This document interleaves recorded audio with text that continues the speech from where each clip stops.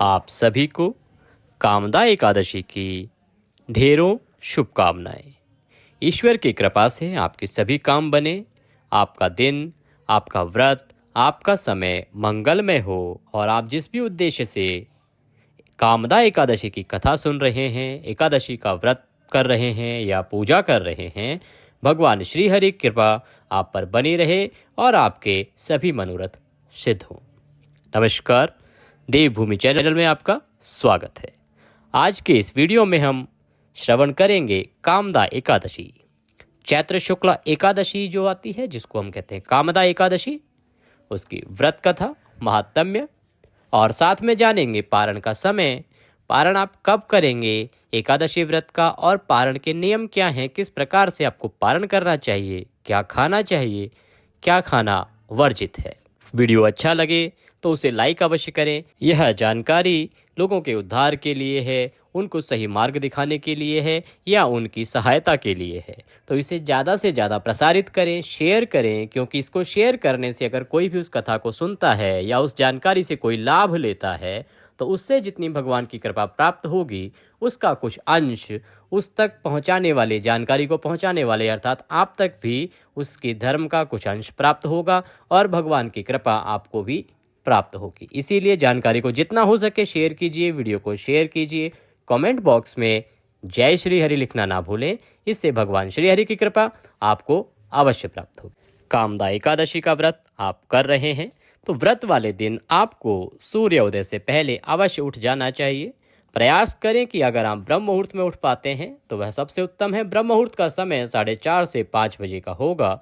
इस समय में अगर आप उठते हैं तो सबसे उत्तम है।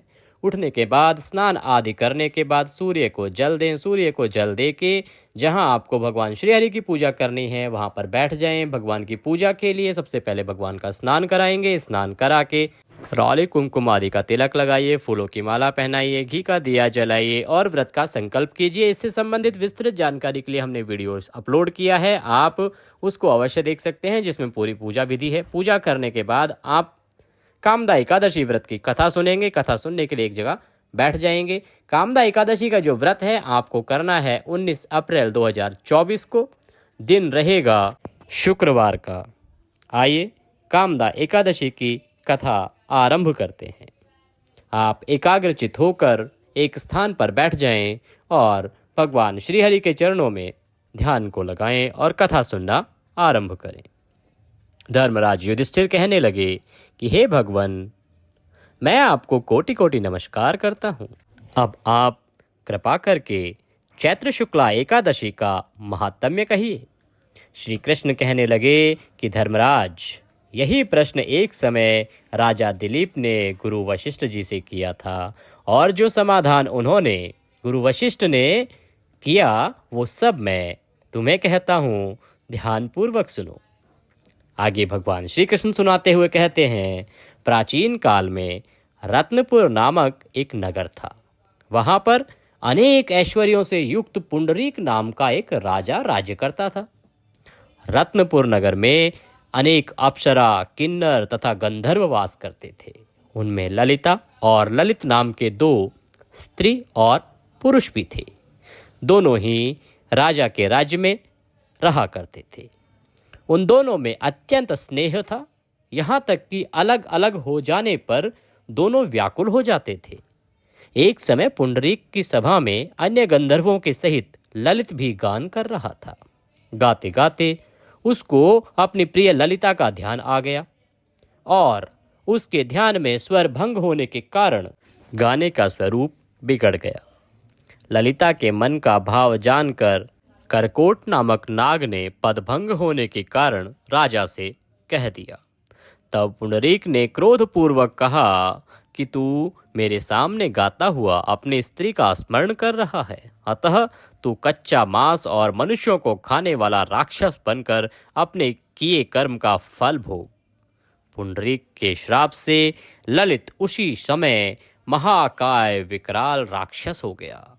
उसका मुख अत्यंत भयंकर, नेत्र सूर्य चंद्रमा की तरह प्रदीप्त तथा मुख से अग्नि निकलने लगी। उसकी नाक पर्वत की कंदरा के समान विशाल हो गई और गर्दन पर्वत के समान लगने लगी। सिर में बाल पर्वतों पर खड़े वृक्षों के समान लगने लगे तथा भुजाएं अत्यंत लंबी हो गई। कुल मिलाकर उसका शरीर 8 योजन के विस्तार में हो गया। इस प्रकार राक्षस होकर वह अनेक प्रकार से दुख भोगने लगा। जब उसकी प्रियतमा ललिता को यह सब वृतांत मालूम हुआ तो उसको अत्यंत खेद हुआ, बहुत दुख हुआ और वह अपने पति के उद्धार का यत्न सोचने लगी। वह सोचने लगी कि ऐसा क्या किया जाए जिससे कि उनका उद्धार हो सके।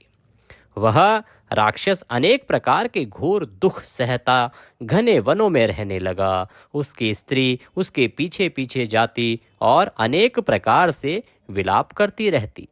एक बार ललिता अपने पति के पीछे घूमती घूमती विंध्याचल पर्वत पर चली गई, जहाँ पर श्रृंगी ऋषि का आश्रम था। ललिता शीघ्र ही श्रृंगी ऋषि के आश्रम में गई और वहां जाकर विनीत भाव से प्रार्थना करने लगी। उसे देखकर श्रृंगी ऋषि बोले, हे सुभागे, तुम कौन हो और यहाँ किस लिए आई हो? ललिता बोली कि हे मुने, मेरा नाम ललिता है। मेरा पति राजा पुंडरीक के श्राप से विशालकाय राक्षस हो गया है। इसका मुझको महान दुख है। उसके उद्धार का कोई उपाय बतलाइए।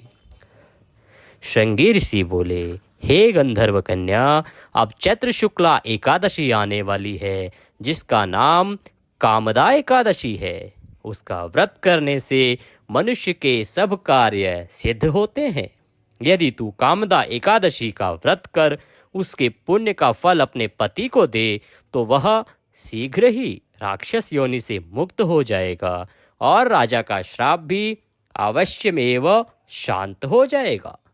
मुनि के ऐसे वचन सुनकर ललिता ने चैत्र शुक्ला एकादशी आने पर उसका व्रत किया और द्वादशी को ब्राह्मणों के सामने अपने व्रत का फल अपने पति को देती हुई भगवान से इस प्रकार प्रार्थना करने लगी, हे प्रभु, मैंने जो यह व्रत किया है इसका फल मेरे पति देव को प्राप्त हो, जिससे कि वह राक्षस योनि से मुक्त हो जाएं। एकादशी का फल देते ही उसका पति राक्षस योनि से मुक्त होकर अपने पुराने स्वभाव को, पुराने स्वरूप को प्राप्त हुआ। फिर अनेक सुंदर वस्त्र आभूषणों से युक्त होकर ललिता के साथ विहार करने लगा। उसके पश्चात वे दोनों विमान में बैठकर स्वर्गलोक को चले गए। वशिष्ठ मुनि कहने लगे कि हे राजन, इस व्रत को विधि पूर्वक करने से समस्त पापों का नाश हो जाता है तथा राक्षस आदि किसी भी बड़ी से बड़ी जो भयंकर योनि है उससे भी छुटकारा मिल जाता है। आपको जीवन में किसी भी प्रकार का दुख हो, परेशानी हो, उन सभी से छुटकारा मिल जाता है।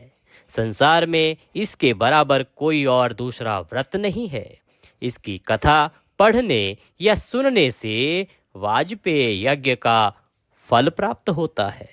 इति कामदा एकादशी महात्म्य संपूर्ण। बोलिए श्री कृष्ण भगवान की जय, बोलिए विष्णु भगवान की जय, बोलिए कामदा एकादशी की जय। इसके बाद आप भगवान श्री हरि की आरती करेंगे। आरती करने के बाद भगवान को फल का भोग लगाएंगे और अपने दैनिक कार्यों में लग जाएंगे। इसका पारण, एकादशी का व्रत आप कर रहे हैं 19 अप्रैल को और एकादशी का पारण आप करेंगे 20 अप्रैल को। 20 अप्रैल को पारण का समय रहेगा सुबह 6:02 से और 8:35 तक। इस समय में आप भगवान श्री हरि का पारण करें। पारण करने के लिए कुछ बातों का आपको ध्यान रखना चाहिए। वो बातें कुछ इस प्रकार से हैं। पारण जो है वो द्वादशी तिथि में किया जाना चाहिए।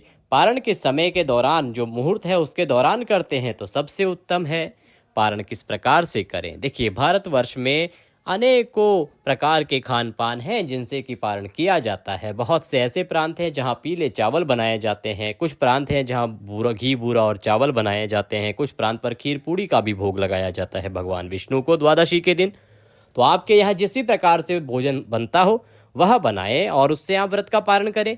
अगर आपको नहीं पता है कि आपके प्रांत में क्या बनता है तो इनमें से कुछ भी आप बना सकते हैं, जो आपको उत्तम लगे, सुविधाजनक लगे, वह आप बनाइए, भगवान श्री हरि के सामने रखिए और उसका भोग लगाइए। देखिए, पारण वाले दिन भी आप ब्रह्म मुहूर्त में उठने की प्रयास करें। अगर नहीं उठ सकते हैं तो सूर्योदय से पहले अवश्य उठ जाएं। उसके बाद जिस प्रकार से पूजा हमने एकादशी को करी थी, ठीक उसी प्रकार से आप पूजा करेंगे। संकल्प नहीं करेंगे, आज आप करेंगे पुष्पांजलि।